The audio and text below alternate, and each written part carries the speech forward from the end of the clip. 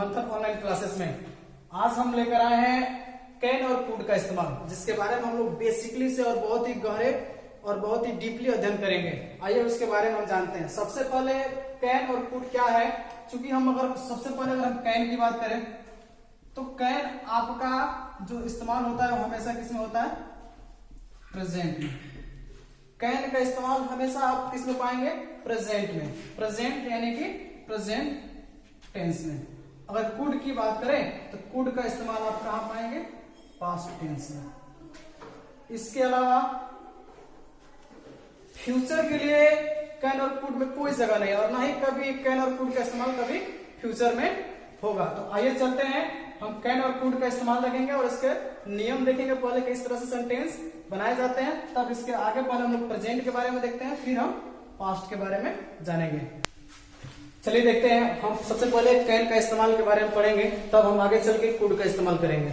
तो हालांकि आज हम देखते हैं किसका इस्तेमाल करते हैं? Use of can. इसके बनाने का एक नियम होता है जो आपके इस बोर्ड पे दी जा रही है। सबसे पहले हम क्या लेते हैं? सब्जेक्ट। फिर किस चीज का इस्तेमाल करते हैं? कैन का।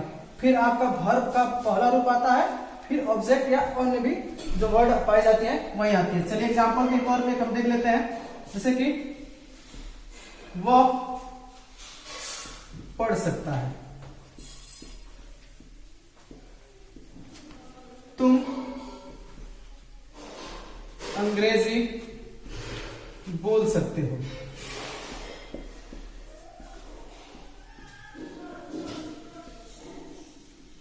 इस तरह के सेंटेंसेस आपको बहुत ज्यादा मिलेगा। इसके अलावा और भी देखें तो और जैसे कि तुम दौड़ सकते हो, तुम खेल सकते हो, तुम अन्य तरह की चीजें जैसे इस तरह से आता है। वास्तव में अगर कैन या कुड का इस्तेमाल जब हम देखते हैं तो कभी कभी हिंदी में जब मिले तो लास्ट में अगर हम देखा जाए तो सकता है या सकते हो। इस तरह के सेंटेंसेस आपको कहीं भी दिखाई देते हैं या मिलते हैं तो उन हिंदी वाक्यों का ट्रांसलेट करने का जो तरीका होता है कैन और कुड के अनुसार किया जाता है। चलिए देखते हैं, पहला एक बार ट्रांसलेट करके देखते हैं कि वह पढ़ सकता है। नियम के अनुसार हम चलते हैं। तो सबसे पहले हमारा सब्जेक्ट है, इसमें जो कार्य कर रहा है, पढ़ने का कार्य कर रहा है, वो आपका है या वह। इसको ट्रांसलेट करने के लिए चलते हैं। तो सबसे पहले हम इसका इस्तेमाल करते हैं ही। उसके बाद से नियम के अनुसार हमारा आ जाएगा कैन। फिर वर्ब का रूप जिसमें जो कार्य हो रहा है वो पढ़ने का कार्य हो रहा है। फिर उसके बाद जो प्लस अनुसार हमारा ऑब्जेक्ट है तो ऑब्जेक्ट लेते हैं, ही कैन रीड। इसमें ऑब्जेक्ट नहीं है तो कोई बात नहीं, तो ही कैन रीड। दूसरा एग्जांपल देखते हैं कि तुम अंग्रेजी बोल सकते हो। इसको बनाने के लिए क्या कर देंगे? सब्जेक्ट हमारा आ जाएगा यू, उसके बाद से रूल के अनुसार कैन।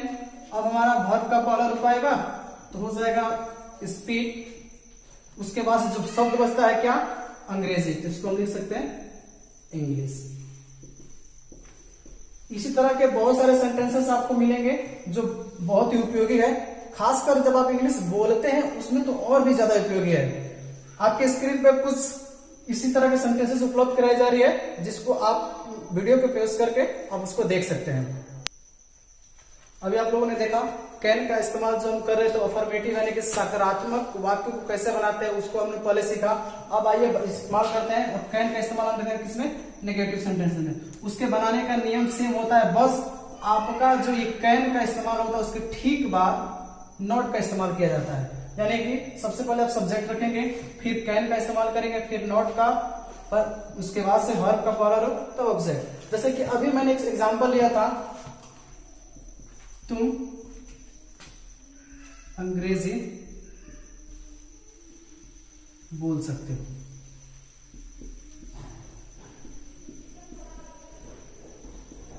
चूंकि ये जो सेंटेंस है आपका क्या है?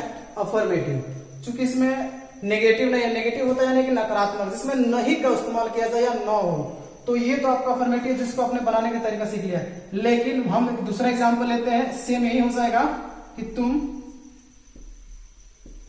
अंग्रेजी नहीं बोल सकते हो।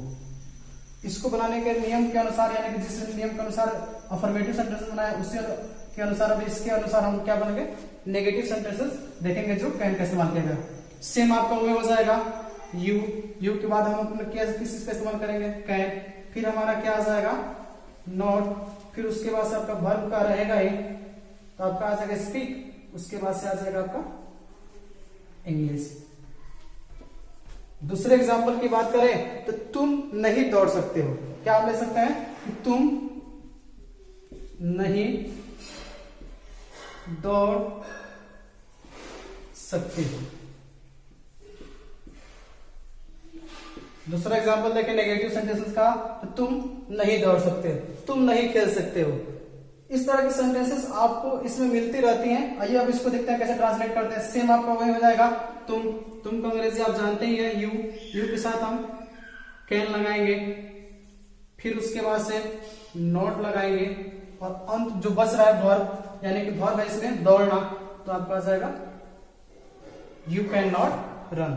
इसी तरह से सेंटेंसेस हैं और मिलती हैं, तो आप इसके अनुसार आप इसका इस्तेमाल करके बना सकते हैं।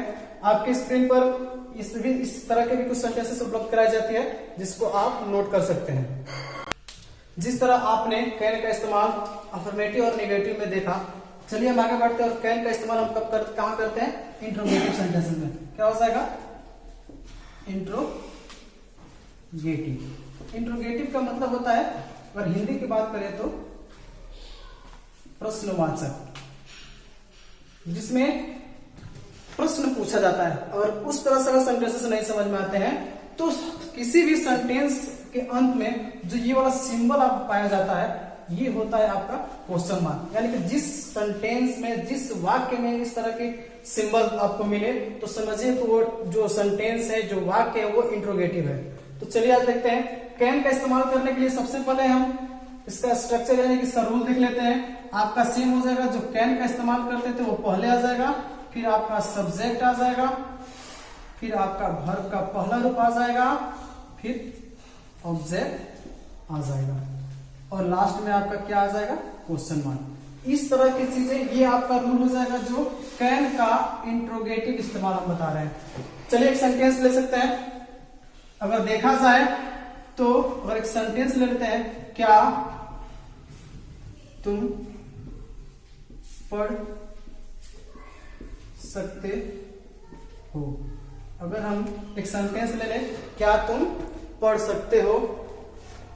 अगर दूसरा सेंटेंस की बात करें, क्या वह खेल सकता है।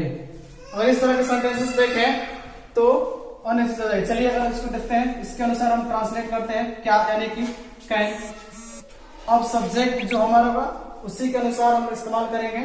तो यहाँ पे तुम है, तो तुम का अंग्रेजी जानते ही हो, यू, कैन यू, वर्ब का पहला रूप रीड, कैन यू रीड। अब इसमें ऑब्जेक्ट है ही नहीं, जिसके कारण इसके अनुसार लास्ट में जो हमारा बच जाता है क्या, क्वेश्चन मार्क। तो क्वेश्चन मार्क लगा सकते हैं, कैन यू रीड, यानी कि इसका जो ट्रांसलेट होगा वो होगा नीचे वाला। दूसरा का सेंटेंस देखते हैं, क्या हुआ, खेल सकता है। तो क्या तो हमारा सब्जेक्ट रूल के अनुसार आ जाएगा क्या, कैन। फिर सब्जेक्ट जो होगा सब्जेक्ट के अनुसार चेंज होता रहता है, यहाँ पे वह है तो वो आपका अंग्रेजी आपका हो जाएगा ही।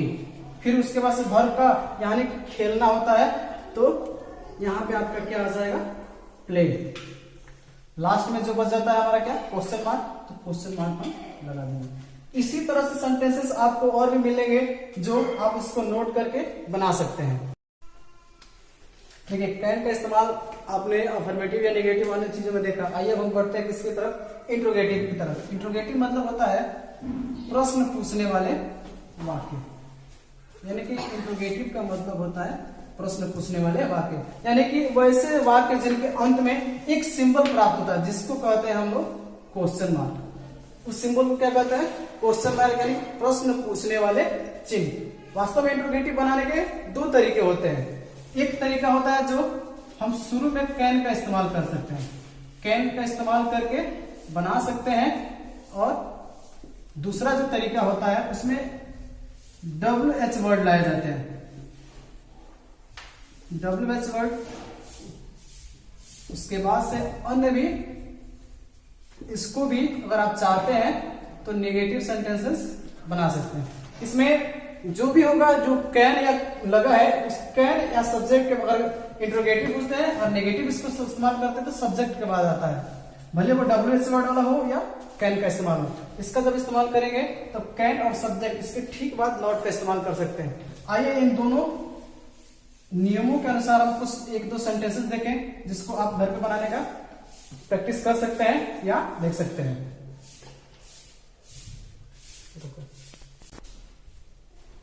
आइए देखते हैं। सबसे पहले हम इसका पहले वाले यानी कैन के इस्तेमाल पर देखेंगे कुछ सेंटेंसेस। चलिए मान लिया हमने एक सेंटेंस ले लिया, क्या वो पढ़ सकता है, इसको इसके अनुसार हम बना सकते हैं। सबसे पहले हम किसका इस्तेमाल सकते हैं, कैन। कैन के बाद आप ही का इस्तेमाल कर सकते हैं। फिर वर्ब यानी कि आप रीड का इस्तेमाल कर सकते हैं। ऑब्जेक्ट इसमें है नहीं तो लास्ट में आप किसी क्वेश्चन मार्क का इस्तेमाल कर सकते हैं। अगर दूसरा एग्जाम्पल देखें तो आप अगर दूसरा एग्जाम्पल देख सकते हैं तो क्या लिख सकते हैं, क्या वह पत्र लिख सकता है, क्वेश्चन मार्क।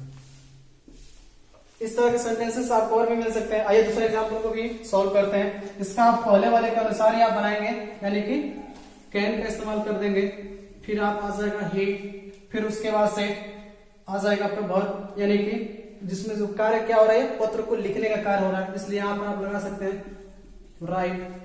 फिर उसके बाद से पत्र लिखना है, यानी कि बच जाता है आपका ऑब्जेक्ट क्या, पत्र। तो आप इसको लिख सकते हैं। लास्ट में आप क्वेश्चन मार्क जरूर लगाएं, क्योंकि इंट्रोगेटिव में विदाउट क्वेश्चन मार्क वो सेंटेंस करेक्ट नहीं होता है। इसलिए हालांकि इस क्वेश्चन मार्क को बहुत ही गहरी और ध्यानपूर्वक लिखेंगे।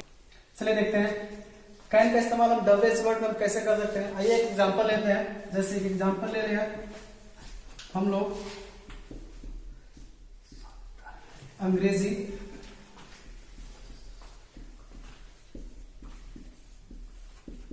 क्यों नहीं बोल